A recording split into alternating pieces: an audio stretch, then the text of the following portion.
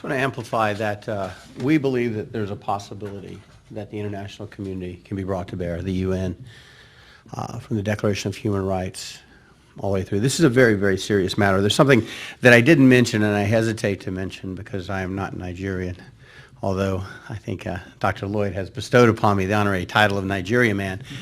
And we had a conversation. It wasn't heated, but he acted like he was going to revoke my Nigeria man credentials, causing my 13-year-old son, who was in the car with me, to be very distraught. He said, "Dad, you have to stay a Nigeria man." But talking about children, when I was a little boy, when I was 7 years old, growing up in the middle of nowhere, Florida, in a swamp, closest town was 30 miles away. The first thing that happened in the world that brought to bear to me that maybe things weren't always right, maybe things weren't always good, wasn't the Vietnam War. Because I was in the South. It was correct and just, and we were the warriors. It was the Biafra War. And I remember very distinctly thinking, this just isn't right. This isn't right. This is a great people. It is a great nation. There was a country. And then later when I learned, something most people don't know, that there is a plausible argument that democracy began in Igbo land. The very first written constitution on this planet was written by the Igbo people. The very first democracy that involved self-governance, that worked for everybody, not just the Greek wealthy, but everybody, was in Igbo land. And the very first democracy that permitted women leaders was in Igbo land. The West, Europe, we were still in the Dark Ages. And yet the Igbo had figured out a way to have a just and meaningful government and a just and meaningful society and due process and fairness. And to this day, you see a great many Igbo leaders that are women. So it is my honor to have been able to work with the Igbo community. We are contemplating preparing an appeal to the United States Supreme Court related to the senseless slaughter and what we believe to be the genocide of the Igbo people. To bring this full circle, that has been going on since 2016, overseen by the APC. It's not ironic, it's not a coincidence, that the only APC governor in Igbo land is the one the Supreme Court just forced upon them. Not ironic, not a coincidence. Nigeria has just been placed with a visa ban, as everyone knows. That's not the United States picking on Nigeria.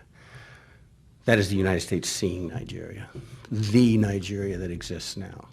Not the historic Nigeria, not the hopes of 1960, not the hopes of Iransi, not the hopes of the three founders, not the hopes back to the 900s. That's what Nigeria has become. And unless it gets better, it of course is going to get worse. It cannot get better unless the judiciary can be a bulwark against the corruption, against the senseless slaughter, the genocide, the tribal hatred, the regional issues of one part of the country gets to have the oil, one part of the country gets to grow the food, the other part of the country gets to have the finance and the business, and then the rest of the country gets to have the guns and the power and tells the rest of the country what to do or else they will perish. That's just the start.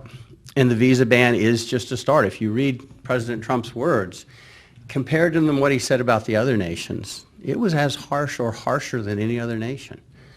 He did not write this, or this wasn't written as though it were addressed to a strategic and historic ally. He was tougher on Nigeria in some regards than he was on the Sudan. In Sudan, who has been on the terrorist list for a long time, rightly or wrongly, that's where Osama bin Laden lived. That's where Al-Qaeda was born and nourished and nurtured. And yet, if you look at the visa ban for people from the Sudan, it is hopeful. You can get off of this. In Nigeria, it is far more stern. So the people of Nigeria need to understand this.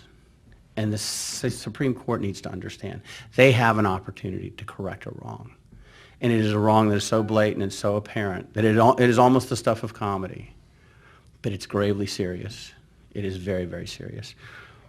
That's really all that I think we have. We would probably like to open the floor to some questions. We have a handheld microphone if anyone would like to ask any questions.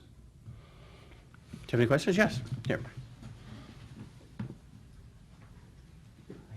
A group has advised the Nigerian police and the military and paramilitary, every paramilitary on board, to be able to buy some reasoning faculty with the sensitive issue happening in Afaroku, Umaya tomorrow.